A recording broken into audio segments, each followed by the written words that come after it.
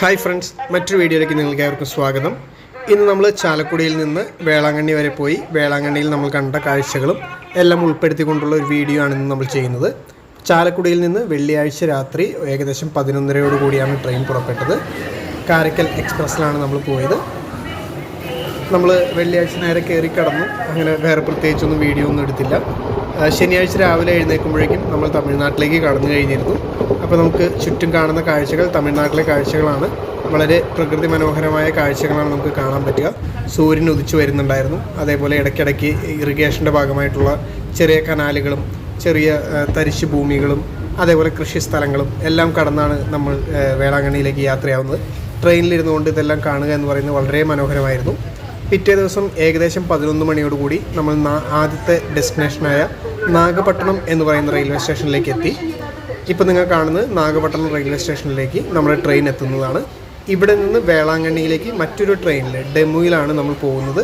നമുക്കിവിടെ നിന്ന് ഓട്ടോ സർവീസും അവൈലബിൾ ആണ്. അപ്പോൾ നമുക്കിഷ്ടമുള്ളത് തിരഞ്ഞെടുക്കാം. എന്നാലും ഭൂരിഭാഗം ആളുകളും ഇവിടെ നിന്നുള്ള ഡെമു സർവീസിലാണ് പോകുന്നത്. അപ്പോൾ ഡെമുവിൽ കയറാനായിട്ട് നമ്മൾ നാഗപട്ടണം റെയിൽവേ സ്റ്റേഷനിൽ നിന്ന് ഡെമുവിൻ്റെ ടിക്കറ്റ് എടുക്കണം. ഒരാൾക്ക് 10 രൂപ നിരക്കിലാണ് ടിക്കറ്റ്.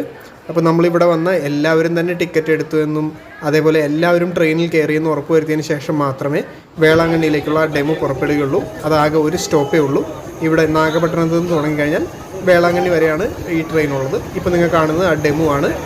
അത് ഈ കാരക്കൽ എക്സ്പ്രസ് വന്നതിന് ശേഷം, അത് പോയതിന് ശേഷം മാത്രമേ ഡെമു പ്ലാറ്റ്ഫോമിലേക്ക് വരികയുള്ളൂ. ഇപ്പം നിങ്ങൾ കാണുന്നതാണ് വേളാങ്കണ്ണി റെയിൽവേ സ്റ്റേഷൻ. ഡെമുവിൽ ഏകദേശം 30 മിനിറ്റിൻ്റെ യാത്രയാണുള്ളത്. അരമണിക്കൂർ നാഗപട്ടണത്തു നിന്ന് യാത്ര ചെയ്യുമ്പോൾ നമ്മൾ വേളാങ്കണ്ണിയിലെത്തും. അവിടെ നിന്ന് നമ്മൾ നേരെ വരുന്നത് വേളാങ്കണ്ണി റെയിൽവേ സ്റ്റേഷനിൽ നിന്ന് നമ്മൾ നേരെ എത്തിയത് വേളാങ്കണ്ണി പ്രൈവറ്റ് സ്റ്റാൻഡിലേക്കാണ്. ഇതിൻ്റെ ഓപ്പോസിറ്റ് ആയിട്ടാണ് വേളാങ്കണ്ണി പള്ളി വക റൂം ബുക്കിങ്ങിൻ്റെ ഓഫീസുള്ളത്. ഇവിടെ എങ്ങനെയാണ് റൂം ബുക്ക് ചെയ്യേണ്ടതെന്നൊക്കെയുള്ള ഒരു വീഡിയോ ഞാൻ ഇതിക്ക് മുമ്പ് ചെയ്തിട്ടുണ്ട്. അപ്പോൾ റൂം ബുക്ക് ചെയ്യാൻ താല്പര്യമുള്ളവർക്ക് ആ വീഡിയോ കാണാം. ഇതാണ് റൂം ബുക്കിങ്ങിൻ്റെ ഓഫീസ്. ഇതിൻ്റെ വിശദമായ റൂം എങ്ങനെ ബുക്ക് ചെയ്യാം, എപ്പോഴൊക്കെയാണ് ബുക്ക് ചെയ്യാൻ പറ്റുക, എത്ര രൂപയാണ്, റൂമിൻ്റെ അവസ്ഥ എന്താണ് തുടങ്ങിയതെല്ലാം ഉൾപ്പെടുത്തിയ ഒരു വീഡിയോ ഞാൻ മുമ്പ് ചെയ്തിട്ടുണ്ട്. അപ്പോൾ അത് കയറി കണ്ടു നോക്കുക കാണാൻ താല്പര്യമുള്ളവർക്ക്. നമ്മൾ ഇതേപോലെ റൂം ബുക്ക് ചെയ്ത് നമുക്ക് കീ കിട്ടി. നമ്മളിപ്പോൾ റൂമിലേക്ക് പോവുകയാണ്. നമ്മൾ വേളാങ്കണ്ണി പള്ളിയുടെ തൊട്ടടുത്ത് തന്നെയുള്ള സെൻറ്റ് പോൾ പീറ്റർ ബിൽഡിങ്ങിലാണ് നമുക്ക് റൂം കിട്ടിയിരിക്കുന്നത്. ഇതാണ്. ഇവിടെ നിന്ന് നോക്കിക്കഴിഞ്ഞാൽ നമുക്ക് വേളാങ്കണ്ണിയിലെ മെയിൻ പള്ളി, ഇടവക പള്ളി തൊട്ടടുത്ത് തന്നെ കാണാൻ പറ്റും. നമ്മുടെ റൂമിൻ്റെ റൈറ്റ് സൈഡിലായിട്ടാണ് ആ പള്ളി ഉള്ളത്. അതേപോലെ റൂമിൻ്റെ നേരെ ലെഫ്റ്റ് സൈഡിലായിട്ടാണ് മലയാളം കുർബാനയൊക്കെയുള്ള നമ്മുടെ പള്ളി ഉള്ളത്. വെള്ളിയാഴ്ച വൈകുന്നേരം നമ്മളൊന്ന് കുളിച്ച് ഫ്രഷായി ഒരു 5 മണിയായപ്പോൾ നമ്മൾ പുറത്തേക്ക് ഇറങ്ങി. അപ്പോൾ തന്നെ വേളാങ്കണ്ണിയിലെ മെയിൻ പള്ളിയിൽ നിന്ന് മുട്ടുകുത്തി പോകുന്ന ആ മണലിലൂടെ മുട്ടുകുത്തി പോകുന്ന ആ വഴിയിലൂടെ മാതാവിൻ്റെ ജപമാല യാത്രയുണ്ടായിരുന്നു. ഇത് വളരെ ഭക്തി നിർഭരമായ ഒരു യാത്ര തന്നെയാണ്. ഇംഗ്ലീഷിലും മലയാളത്തിലും ഹിന്ദിയിലും തമിഴിലും കന്നഡയിലുമെല്ലാം ഇവിടെ ജപമാല ചൊല്ലിക്കൊണ്ടാണ് ഈ പ്രദക്ഷിണം നടക്കുന്നത്. ഇത് വളരെ വിശ്വാസപൂർവ്വം ഇവിടെ നടത്തപ്പെടുന്ന ഒരു ജപമാല പ്രദക്ഷിണമാണ്.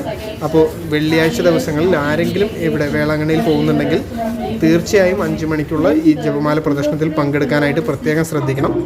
2023-ലോ 2022-ലോ ഈ ജപമാല പ്രദക്ഷിണം നടക്കുന്നതിൻ്റെ ഇടയ്ക്കാണ് മാതാവ് ഇവിടെ അവസാനമായി പ്രത്യക്ഷപ്പെട്ടത്. ഒത്തിരി അനുഗ്രഹദായകമായ ഒരു ജപമാല പ്രദക്ഷിണം തന്നെയാണിത്.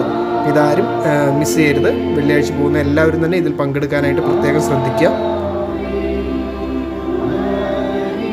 ഇത് മെയിൻ പള്ളിയിൽ നിന്ന് ആരംഭിച്ച് നമ്മൾ മുട്ടുകുത്തി പോകുന്ന ആ പള്ളി വരെയാണ് ഈ പ്രദക്ഷിണമുള്ളത്. ആ സമയത്ത് ഈ വഴിയിലൂടെ മുട്ടുകുത്തി കയറാൻ ആരെയും അനുവദിക്കില്ല.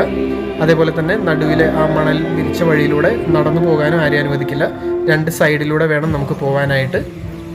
അവിടെ നിന്ന് ഞങ്ങൾ നേരെ എത്തിയത് നമ്മുടെ മുട്ടുകുത്തി കയറുന്ന ആ പള്ളിയിലേക്ക് തന്നെയാണ്. അവിടെ പള്ളിയുടെ റിനോവേഷൻ വർക്ക്സൊക്കെ നടക്കുന്നതുകൊണ്ട് അകത്തേക്കൊന്നും നമുക്ക് കയറാൻ പറ്റില്ല.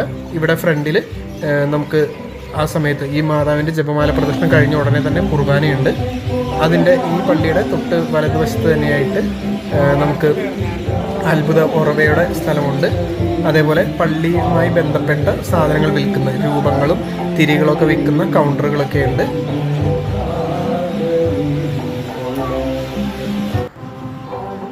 ഇപ്പോൾ നിങ്ങൾ വീഡിയോയിൽ കാണുന്നതാണ് ഈ അത്ഭുത ഉറവയുള്ള സ്ഥലം.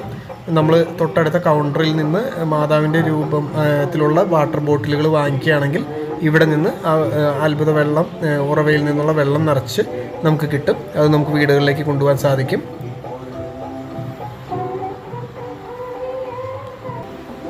ഇത് വിശ്വാസപരമായ ഒരു കാര്യം കൂടിയാണ്.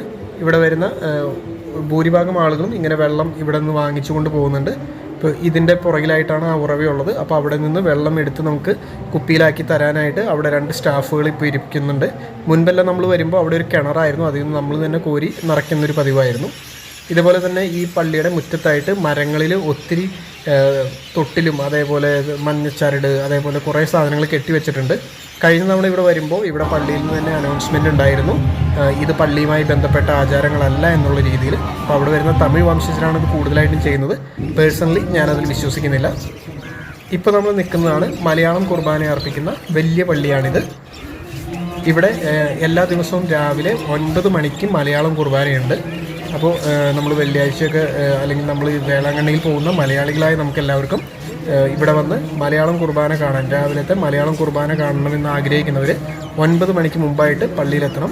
ഇരിക്കാൻ സ്ഥലം കിട്ടണം, അല്ലെങ്കിൽ അതിൻ്റെ ഫ്രണ്ടിലൊക്കെ ആയിട്ട് ഇരിക്കണം എന്നുള്ളൊരു 8 മണിക്കെങ്കിലും ഇവിടെ വന്നാൽ മാത്രമേ ബെഞ്ചിലിരുന്ന് കുർബാന കാണാൻ സാധിക്കുകയുള്ളൂ. കാരണം 8 മണി 8:30 ആകുമ്പോഴേക്കും ഇവിടെ ഭയങ്കരമായിട്ട് ഫില്ലാവും. മലയാളികൾ വന്ന് ഇവിടെ നേരത്തെ വന്ന് ഇവിടെ ഇരിക്കുന്നുണ്ട്. 8 മണിക്ക് കന്നഡ കുർബാനയാണുള്ളത്. പക്ഷേ ആ സമയത്ത് തന്നെ മലയാളികളെല്ലാം വന്ന് ഇവിടെ സീറ്റ് പിടിക്കാൻ തുടങ്ങും. അപ്പോൾ അതുകൊണ്ട് മലയാളം കുർബാന നമുക്ക് പള്ളി ഒത്തിരി വലുതാണ്, അകലേക്ക് ഇരുന്ന് കാണാൻ പറ്റും. പക്ഷെ തൊട്ടടുത്ത് ആൾത്താരയുടെ അടുത്തൊക്കെ ഇരുന്ന് കുർബാന കാണണമെന്ന് ആഗ്രഹിക്കുന്നവർ ഒരു 8 മണി 8:30 ഇവിടെ വന്നാൽ മാത്രമാണ് ഫ്രണ്ടിലിരുന്ന് നമുക്ക് കുർബാന കാണാൻ സാധിക്കുകയുള്ളൂ. ഇപ്പോൾ നമ്മൾ കാണുന്നത് ഈ മലയാളം കുർബാന നടക്കുന്ന പള്ളിയിൽ നിന്ന് പുറത്തിറങ്ങിയപ്പോൾ നമ്മുടെ ഇടതുവശത്ത് കാണുന്ന ഒരു ഗ്രോട്ടയാണ്. അത് കുറച്ച് നേരം നമ്മൾ നോക്കി നിന്നു. അതിനുശേഷം നമ്മൾ തിരിച്ച് പോവുകയാണ്. നമ്മൾ മുട്ടുകുത്തി കയറുന്ന വഴിയുടെ അതിലൂടെ തിരിച്ച് മെയിൻ പള്ളിയുടെ അടുത്തേക്ക് പോവുകയാണ്. ഇപ്പോൾ നിങ്ങൾക്ക് നോക്കിയാൽ കാണാം, ഈ വഴിയിൽ മൊത്തം ആളുകൾ വഴിപാടായിട്ട് മുട്ടുകുത്തി കയറുന്നുണ്ട്. ഈ മണ്ണിലൂടെ നമ്മൾ നേരത്തെ ജപമാല പ്രദക്ഷിണമായിട്ട് വന്ന ഈ വഴിയിലൂടെ മുട്ടുകുത്തി ആളുകൾ പോകുന്നുണ്ട്. ഇതിനുശേഷം നമ്മൾ പോയത് മെയിൻ പള്ളിയുടെ വലതുവശത്തുള്ള ഒരു കപ്പേളയിലേക്കാണ്. ഇത് എഴുതി വച്ചിരിക്കുന്നത് അനുരഞ്ജനത്തിൻ്റെ കപ്പേള എന്നുള്ള രീതിയിലാണ്. അതായത് ഇതിനോട് ചേർന്നാണ് കുമ്പസാരിക്കാനുള്ള സൗകര്യമൊക്കെ ഒരുക്കിയിരിക്കുന്നത്.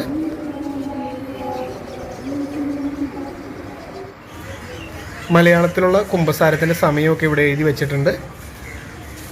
അതുപോലെ ഓരോ ലാംഗ്വേജിലുള്ളവർക്ക് എപ്പോഴാണ് അതാത് ലാംഗ്വേജുമായി ബന്ധപ്പെട്ട വൈദികർ അവിടെ ഉണ്ടായിരിക്കുക എന്നുള്ളത് കൃത്യമായിട്ട് ഇവിടെ എഴുതി വച്ചിട്ടുണ്ട്. അതിന് പുറത്തിറങ്ങി കഴിയുമ്പോൾ ആ പള്ളിയോട്, ഈ നമ്മൾ കുമ്പസാരിക്കാൻ പോകുന്ന ആ പള്ളിയോട് ചേർന്നുള്ള ഗ്രോട്ടോയാണിത്. ഇതിനുശേഷം നമ്മൾ മെയിൻ പള്ളിയിലേക്കാണ് പോയത്. നമ്മുടെ വേളാങ്കണ്ണി മാതാവിൻ്റെ തിരുസ്വരൂപം പ്രതിഷ്ഠിച്ചിട്ടുള്ള മെയിൻ പള്ളിയിലേക്കാണ് നമ്മൾ പോയത്. ഇവിടെ വീഡിയോഗ്രാഫി അനുവദനീയമല്ല, എന്നാലും നമ്മൾ പുറത്തുനിന്ന് സൂം ചെയ്തെടുത്ത വീഡിയോ ആണിത്. ഇവിടെ എപ്പോഴും നല്ല തിരക്കായിരിക്കും. ഇതാണ് ആ പള്ളിയുടെ മുൻവശം. ഇതിൻ്റെ പുറകിലും ഒരു പള്ളിയുണ്ട്. പക്ഷെ നമ്മളവിടെ എത്തിയപ്പോഴേക്കും ആ പള്ളി അടച്ചിരുന്നു. വൈകുന്നേരം 9:30 ആകുമ്പോഴേക്കും ആ പള്ളി അടയ്ക്കും. അതുകൊണ്ട് നമുക്ക് ആ പള്ളിയിലെ കാര്യങ്ങൾ കൂടുതലായിട്ട് വീഡിയോ എടുക്കാൻ സാധിച്ചില്ല. ഇത് മെയിൻ രൂപമുള്ള പള്ളിയാണ്.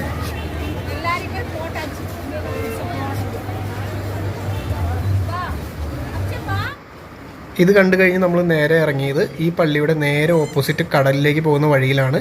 അതായത് ഇവിടെയുള്ള എല്ലാ ഷോപ്പുകളും മീൻസ് ഇവിടെ നമുക്ക് വേണ്ട തിരികൾ, അതുപോലെയുള്ള ടോയ്സ്, എല്ലാ സാധനങ്ങളും വിൽക്കുന്ന 100 കണക്കിന് ഷോപ്പുകളുള്ള ഈ വഴിയാണിത്. ഈ വഴിയുടെ 2 വശത്തും ഷോപ്പുകളാണ്. അതുപോരാതെ ഇതിനുള്ളിലേക്കും വേറെ വഴികളുണ്ട്. അവിടെ എല്ലാ ഷോപ്പുകളാണ്. ഇത് നേരെ ചെല്ലുന്നത് കടലിലേക്കാണ്. നമ്മളപ്പോൾ ആ വഴിയിലൂടെ കടലിൻ്റെ അടുത്തേക്കാണ് പിന്നീട് പോയത്. കടലിൻ്റെ അവിടെ ചെന്നപ്പോഴാണെങ്കിൽ ബീച്ചിലായിട്ട് കുട്ടികൾക്കുള്ള ഒത്തിരി പ്ലേ ഐറ്റംസ്, അവർക്ക് കളിക്കാനുള്ള ഒത്തിരി ഐറ്റംസ് അവിടെ റെഡി ആയിരുന്നു.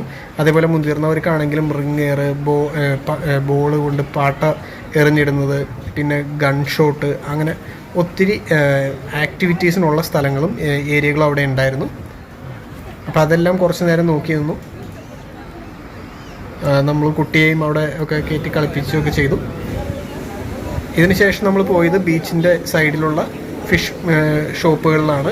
ഇവിടെ നമ്മൾ അവിടെ സൈഡിൽ അവർ മസാല പുരട്ടി വെച്ചിരിക്കുന്ന മീനുകളെ നമ്മൾക്ക് ഏതാണോ വേണ്ടതെന്ന് പറഞ്ഞു കഴിഞ്ഞാൽ അതിൻ്റെ വില അനുസരിച്ച്, അവർ പറയുന്ന വില അനുസരിച്ച് കൊടുക്കുകയാണെങ്കിൽ നമുക്കത് അവർ ഉടനെ തന്നെ ഫ്രൈ ചെയ്ത് തരും. അപ്പോൾ നമ്മൾ 2 മീൻ ഇതേപോലെ പറഞ്ഞിട്ടുണ്ടായിരുന്നു. അപ്പോൾ 5-10 മിനിറ്റിനുള്ളിൽ അവരത് ഫ്രൈ ചെയ്ത് തന്നു. അപ്പോൾ നമ്മളും കഴിച്ച് നോക്കി. മസാലയുടെ കുത്ത് അല്പം കൂടുതലാണെങ്കിലും നല്ല ടേസ്റ്റിയാണ്. പക്ഷേ ഇത് ഹെൽത്തി ആണോ എന്നുള്ളത് നമുക്ക് ഉറപ്പ് പറയാൻ പറ്റില്ല.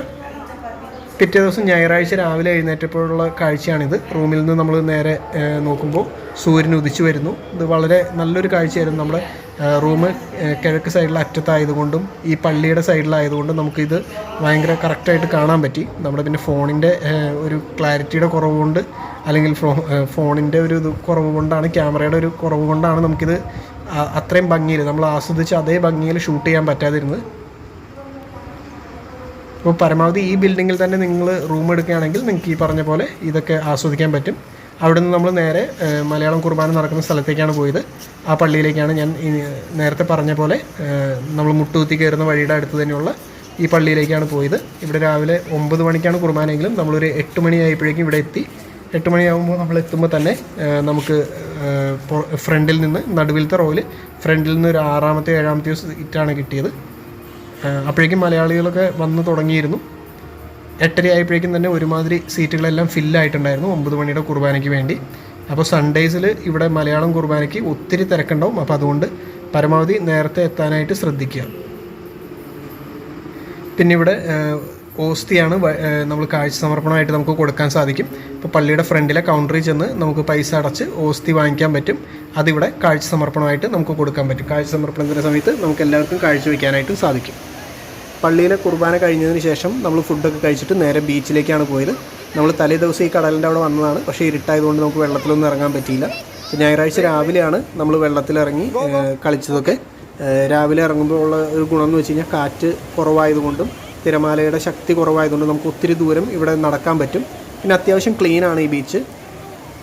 ബീച്ചിൻ്റെ ഈ സൈഡൊക്കെ അത്യാവശ്യം ക്ലീനായിട്ട് തന്നെ കിടക്കുന്നുണ്ട്. പിന്നെ നിറയെ ആളുകളാണ്. പിന്നെ നമ്മുടെ കുട്ടികളെയും എല്ലാവരെയൊക്കെ നമ്മുടെ കൂടെയുള്ളവരെയും നമ്മൾ തന്നെ ശ്രദ്ധിക്കുക. ഇതിന് ശേഷം നമ്മൾ കുളിച്ച് കയറി റെഡിയായി വന്നിട്ട് ഇവിടുത്തെ മാർക്കറ്റ് കാണാനായിട്ട് പോയിരുന്നു. പ്രൈവറ്റ് ബസ് സ്റ്റാൻഡിനോട് ചേർന്നാണ് മാർക്കറ്റ് ഉള്ളത്. ഫിഷ് മാർക്കറ്റാണ് മെയിനായിട്ടിത്. എന്നാൽ ഇവിടെ പച്ചക്കറി, കോഴി അങ്ങനെയുള്ള ഐറ്റംസൊക്കെ കിട്ടും. പക്ഷെ മെയിനായിട്ട് ഇവിടെ വരുന്നവർ ഫിഷാണ് ഇവിടെ നിന്ന് വാങ്ങിക്കാറ്. അപ്പോൾ നമ്മളും ഇതേപോലെ കുറച്ചൊക്കെ പോയി ഫിഷുകളൊക്കെ നോക്കി. പക്ഷെ വാങ്ങിക്കണമെങ്കിൽ നമുക്ക് ഇത് വില പേശി വാങ്ങിക്കാനുള്ള കഴിവ് വേണം. മലയാളികളാണെന്ന് കാണുമ്പോൾ ഇവർ അത്യാവശ്യം റേറ്റ് കയറ്റിയിടുന്നുണ്ട്. അപ്പോൾ അത് കറക്റ്റായിട്ട് നോക്കി വാങ്ങിക്കാൻ കഴിവുള്ളവർക്ക് ഇവിടുന്ന് നല്ല മീനുകൾ കിട്ടും. അപ്പോൾ അങ്ങനെ നമ്മൾ വൈകുന്നേരത്തോടു കൂടി വേളാങ്കണ്ണിയിൽ നിന്ന് തിരിച്ചു പോയിരുന്നു. വേളാങ്കണ്ണിയിൽ നിന്ന് വൈകുന്നേരം 4:30 നമ്മുടെ ട്രെയിൻ. അപ്പോൾ അങ്ങനെ നമ്മൾ തിരിച്ചു പോകും. വേളാങ്കണ്ണിയിൽ നിന്നുള്ള ഡെമുവിൽ നമ്മൾ നാഗപട്ടണത്ത് ചെല്ലും. അവിടെ നിന്നാണ് നമുക്ക് മെയിൻ ട്രെയിൻ തിരിച്ച് ചാലക്കുടിക്കുള്ളത്. അപ്പോൾ ഇത്രയേ ഉള്ളൂ ഇന്നത്തെ video. Thanks for watching. Have a nice day. By.